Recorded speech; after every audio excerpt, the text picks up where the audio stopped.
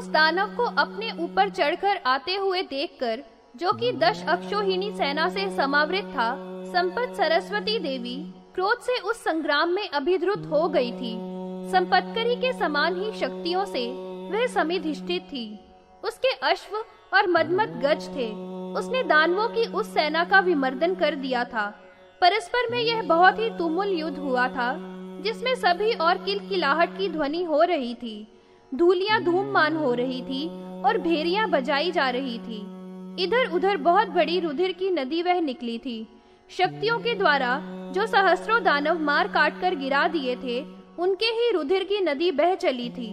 बाणों के द्वारा काटी गई ध्वजाएं पड़ी हुई थी, जिनमें उनके छिन्न विस्त्रस्त हो गए थे, तथा उनके ही साथ उन दानवों के छत्रों का समुदाय भी गिरा हुआ था।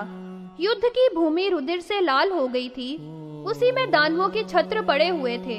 उस समय में संध्याकालीन चंद्रमा की लालिमा से तुलना हो रही थी। ज्वालाओं के समुदाय वाला कल्पांत की अग्नि के ही समान चारु पयोनिधि में दैत्यों की सेनाओं को शक्तियों के समूह ने परिवारित कर दिया था। शक्तियों के समुदाय के जाज्वल्यमान शस्त्रों की धारों से कटे हुए दानवों की कंदराएं तथा मुंडों की राशियां उस रणस्थल में भूमि पर पड़ी हुई थी।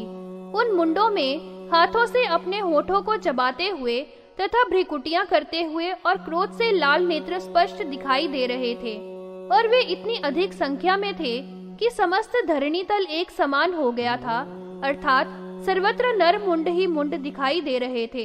इस प्रकार से जब महान भीषण एवं परम घोर युद्ध हो रहा था, तो उस समय में जबकि संपूर्ण जगत के लिए वह बहुत ही भयंकर था, वे सब शक्तियां अत्यंत क्रुद्ध हो गई थी और उन्होंने दैत्यों की सेनाओं का विमर्दन कर दिया था। संपत देवी के सैनिकों से समाहत होकर वहां दानव इधर उधर शक्तियों के शस्त्रों से प्रताड़ित होकर मूर्छा को प्राप्त हो गए थे और अंत में विनष्ट हो गए थे। इसके अनंतर अरियों का दमन करने वाले दुर्बंध ने भगन हुए अपने सैनिकों को समाश्वासन दिया था, और फिर एक ऊंट पर चढ़कर वह तुरंत ही सेना के ऊपर आक्रमण करने लगा था। दीर्घग्रीव निष्ठुर तोदन वाला समुन्नत होकर पीछे दुर्मत के साथ अधिष्ठित था, और उसका वाहन वह ऊंट वहां से चल दिया था।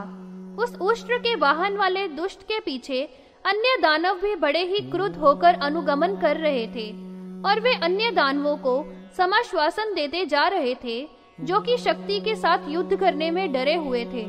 उल्लसित फलों वाले भालों से समस्त दिशाओं को अवकीर्ण कर दिया था, और संपत्करी देवी की सेना का जो समूह था, उसको इसी तरह से ढक दिया था जैसे मेघ जलों के द्वारा वन को आवृत कर दिया करते हैं। उस दुस्सह सत्व वाले के द्वारा बहुत ही वानों से ताड़ित हुई संपत्करी देवी की सेना क्षण भर के लिए रणस्थल में स्तंभित सी ही हो गई थी। इसके अनंतर महान क्रोध से लाल नेत्रों को धारण करती हुई संपदंबिका रण कोलाहल नामक गज पर समारूढ़ होकर इस दानव के साथ युद्ध करने लगी थी। कुछ थोड़ा चंचल कंकड़ की क्वनड़ की ध्वनि से विशेष सुंदर उसके करने उस युद्ध में धनुष की मौरवी को कानों तक खींचा था। हाथ के हल्केपन से न तो मौरवी को खींचते हुए देखा था और न उसके छोड़ने को ही देखा था, केवल शर के धारण करते ही देखा गया था जो धनुष पर लगाया था। शीघ्र ही अर्कांबर के संपर्क से प्रतिफलित फल वाले शरसंपत्करी के चाप से गिरे हुए शत्रुओं का संदाह कर देते थे। उस देवी का और दुर्मत का अत्यंत ही अद्भुत युद्ध हुआ था, जो कि परस्पर में एक दूसरे के संघर्ष से विस्फुलिंग निकलने वाले वाणों के द्वारा किया गया था। संपत देवी और उस सुरों के शत्रु के प्रसृत वाणों से सर्वप्रथम ऐसा अंधकार हो गया था, जिसने सूर्य के तेज के आलोक को भी तिरस्कृत कर दिया था। इसके पश्चात वाणों के अत्यंत संघर्ष से समुत्पन्न विस्फुलिंग हो गए थे। फिर वे विस्फुलिंग इधर उधर भ्रमण करने की चातुरी वाले हो गए थे। सुंदर श्रोणी वाली उस देवी के द्वारा अधिरूढ़ गज, जो रण कोलाहल नाम वाला था, उसने उस संग्राम में बहुत प्रकार का पराक्रम प्रदर्शित किया था। उस गज ने कुछ असुरों को तो अपनी सूंड से और कुछ दैत्यों को अपने पदों की चोट से तथा कुछ को अपने तीक्ष्ण दांतों के मूसलों की चोट से मार डाला था। बाल कांड से अन्यों को चोट दी थी तथा अन्यों को फेतकारों के द्वारा शत्रु को निहत किया था। कुछ को अपने शरीर के द्वारा मर्दित किया था एवं अन्य शत्रुओं को अपने नखों के प्रहारों से मार डाला था। कुछ दैत्यों को उस गज ने पृथुमाना भी घात से विमर्दित कर दिया था।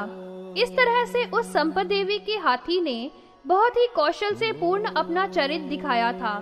सुदुर्मत ने परमाधिक क्रोध से लाल होते हुए एक सुदृढ़ बाण से उस संपत्करी देवी के मुकुट में स्थित एक मणि को गिरा दिया था। इसके अनंतर क्रोध से लाल नेत्रों वाली उस देवी के द्वारा छोड़े हुए बाणों से शीघ्र ही वक्षस्थल में विक्षत हुआ था और उस दुर्मद ने अपने प्राणों को त्याग दिया था। इसके अनंतर शक्ति की श्रेष्ठ सेनाओं ने किलकिल की ध्वनि की थी और उन्होंने उस दैत्य के जो परम श्रेष्ठ अन्य सैनिक दानव थे उन सबको मार गिराया था। मरने से बचे हुए जो भी दैत्य थे वे सब शक्ति के बाणों से चोटिल होकर उस रण की भूमि से भाग गए थे और शून्यक में जाकर छिप गए थे। उनके द्वारा शक्ति द्वारा किए हुए युद्ध के वृत्तांत का श्रवण करके वह दानवेश्वर बहुत ही क्रुद्ध हो गया था। उदग्र नेत्रों वाला वह अपने प्रचंड प्रभाव से आत्मा से दीप्यमान जैसा हो गया था और उसने युद्ध करने के लिए अपने खड्ग को उठाया था और उसने समीप में ही स्थित सेनापति कुटिलाक्ष से कहा था, किस प्रकार से उस महादुष्टा नारी ने बड़े भारी बल वाले दुर्मद को युद्ध में मार गिराया है। यह विधाता का क्रम बड़ा कष्टदायक है। ऐसा महान बल तो न देवों में है और न यक्षों में ही है और उर्गेंद्रों में भी ऐसा बल विद्यमान नहीं है। वह तो ऐसा बलवान था कि उसको मारने वाला कोई भी नहीं था। वह दुर्मद भी उस अबला के द्वारा मारा गया है। अब उस परम दुष्टा नारी को जीतने के लिए और उसकी चोटी बलपूर्वक खींचकर लाने के लिए युद्ध के परम दुर्मद कुटिलाख्य सेनापति को शीघ्र मेरे पास भेज दो। इस प्रकार से उसने कुटिलाक्ष को भेजा था। महान बलवान प्रचंड बाहुओं वाले कुरंड को स्वामी के सामने बुलाया था। उस कुरंड ने वहां आकर स्वामी के लिए प्रणाम किया था और कुटिलाक्ष ने उससे कहा था कि जाओ और सैनिकों को तैयार करो। आप तो माया के फैला देने में बहुत चतुर हैं और विचित्र प्रकार के युद्ध करने में महान पंडित हैं और आप कूट युद्ध करने में भी बहुत निपुण हैं। अब जाकर उस नारी का परिमर्दन करो। इस तरह से स्वामी के ही आगे उस कुटिलाक्ष के द्वारा उसको आदेश दिया गया था। फिर वह चंड विक्रम वाला कुरंड शीघ्र ही नगर से निकलकर चला गया था। वह 20 अक्षौहिणी सेना से परिवृत था और अपने हाथी, अश्व तथा पैदल सैनिकों से इस भूमंडल को वह मर्दित कर रहा था। दुर्मद का बड़ा भाई परम प्रचंड कुरंड युद्ध स्थल में गया था। वह धीर मन वाला जब युद्ध स्थल में गया था तो इतनी धूली उड़ने लगी थी कि सभी दिशाएं उससे भर गई थी। वह शोक और रोष से भरा हुआ था और बड़े वेग वाले अश्व पर समारूढ़ होकर वहां पर गया था। उसने परमाधिक ऊंची आवाज वाली टंकार से युक्त शारंग धनुष लेकर संपत्करी की बड़ी भारी सेना पर शरों की धाराओं की वर्षा की थी। उसने संपत्करी से कहा, हे पापे, युद्ध करने में दुर्मद मेरे छोटे भाई को हनन करके विक्रांति के लवलेश वाले इस महान मत को व्यर्थ ही कर रही है। अब आपको मैं इन नाराजों के मंडलों से यहीं पर यमराज की पुरी को पहुंचा दूंगा। अब तू मुझको देख ले। ये रणपूतनाएं तेरे अतीव स्वादिष्ट रम्य तेरे शरीर के बिलों से निकला हुआ अपूर्व अंगना का रुधिर पान करें। मेरे छोटे भाई के वध से जो तूने बड़ा अनर्थ किया है उसका यही परिणाम है। हे दुष्टे, अब तू उस फल को भोगेगी और अब तू मेरी भुजाओं के बल को देख ले। करिवर विराजमाना उस संपत्करी को इस प्रकार फटकारते हुए उसने अपनी सेना को शक्ति की सेना के विमर्दन करने के लिए प्रोत्साहन दिया था।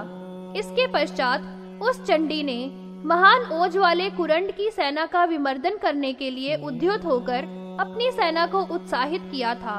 उस अपूर्व युद्ध से समुत्पन्न कौतुक वाली अश्व पर समारूढ़ा होती हुई वहां आकर स्नेह के सहित यह वचन उससे बोली थी, हे सखी, हे संपत्करी, प्रीति से मेरी वाणी का श्रवण करो। इसके साथ युद्ध मुझे करने दो। मेरा युद्ध करना गुणोत्तर है।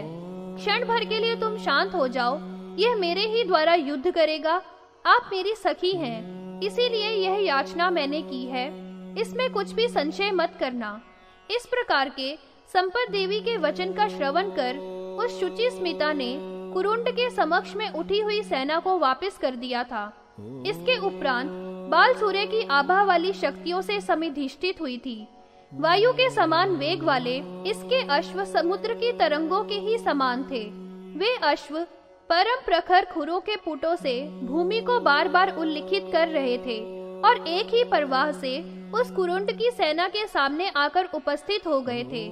वल्बा के विभाग कृत्यों में संवर्तन और निवर्तन में, गति भेदों में, चारों में 5 प्रकार का उनके खुरों का पातन था और नाम ले लेकर प्रोत्साहन देने में कर पदाग्र योनियों से चतुरा और अश्वों के हृदयों के ज्ञान रखने वाली उस युद्ध में विद्यमान थी।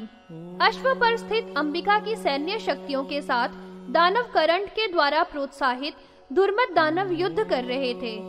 इस प्रकार से शक्तियों का और सुर द्विषों का युद्ध प्रवृत्त होने पर अपराजित नाम वाले तथा अत्यधिक वेग युक्त अश्व पर समारूढ़ होकर उस दुष्ट आचार वाले कुरंड के ऊपर अश्वारूढ़ा ने आक्रमण किया था। उसकी चोटी हिलने से परम सुभगा थी तथा शरत काल के चंद्रमा की कला के समान ही अत्यंत उज्जवल थी। संध्या के समय में अनुरक्त चंद्र के मंडल के समान सुंदर मुख वाली थी।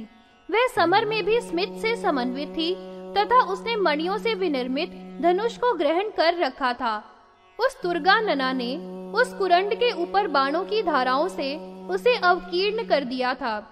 दुर्गारूढ़ा के द्वारा प्रक्षिप्त बाणों ने दिशाओं के अंतरों को भी समाक्रांत कर दिया था। जिनमें सुवर्ण के पुंख थे, ऐसे शर दशों दिशाओं में फैल गए थे। परम प्रचंड विक्रम वाला वह कुरंड अपने छोटे भाई दुर्मत का जो अग्रज था, उसने भी अपने शारंग से फेंके हुए बाणों से उस अश्वारूढ़ा को ढक दिया था। उस अश्वारूढ़ा का जो अश्व था, उसने भी अपने प्रचंड खुरों के पुटों के द्वारा अत्यंत वेग से शत्रु की सेना का खंडन करते हुए दानवों का बहुत अधिक मर्दन किया था। उस अश्व की हिनहिनाहट की ध्वनि बहुत दूर तक उत्पात के समुद्र की ध्वनि के ही तुल्य थी। उस घोष ने भी वैरी के द्वारा लाए हुए सैन्यों को, जो बहुत अधिक थे, सबको मूर्छित कर दिया था।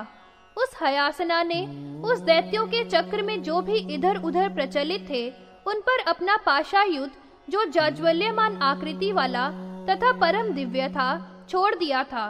उस पाश से करोड़ों अन्य भुजंगों के समान भीषण पाश निकले थे, जिन्होंने उस दैत्य की संपूर्ण सेना को बांध बांध कर विशेष रूप से मूर्छित कर दिया था। इसके अनंतर सैनिकों के बंधन से वह कुरंड बहुत ही अधिक क्रुद्ध हो गया था और उसने अपने एक बाण से उस अश्वारूढ़ा के मणियों के धनुष की मौरवी को काट डाला था। जिस धनुष की मौरवी कट गई थी, उस धनुष को उसने त्याग दिया था और वह हयानना अत्यंत ही क्रुद्ध हो गई थी। फिर उसने उस दुष्ट मति वाले के वक्षस्थल में अपना अंकुश डाला था। जलते हुए उस अंकुश से, जिसके जीवित रहते हुए ही रुधिर पी लिया गया था, वह कुरंड वज्र से छिन्न ध्रुम के ही समान भूमि पर गिर गया था। उस अंकुश से निकली हुई कुछ परम उद्भुत पूतनाएं उसकी सेना के पाश से निश्यंद भक्षण करके क्षय को प्राप्त हो गई थी। 20 अक्षोहिणी सेनाओं के स्वामी उस कुरंड के इस प्रकार से निहत हो जाने पर जो भी मरने से बचे हुए दैत्यगण थे, वे शीघ्र ही वहां से भाग गए थे। उस युद्ध में छोटे भाई के साथ कुरंड को शक्ति की सेनाओं ने मार डाला था। जब यह वृत्तांत शून्यकपुर के स्वामी ने सुना था, तो वह भी भुजंग के ही तुल्य लंबी श्वास लेने लगा था।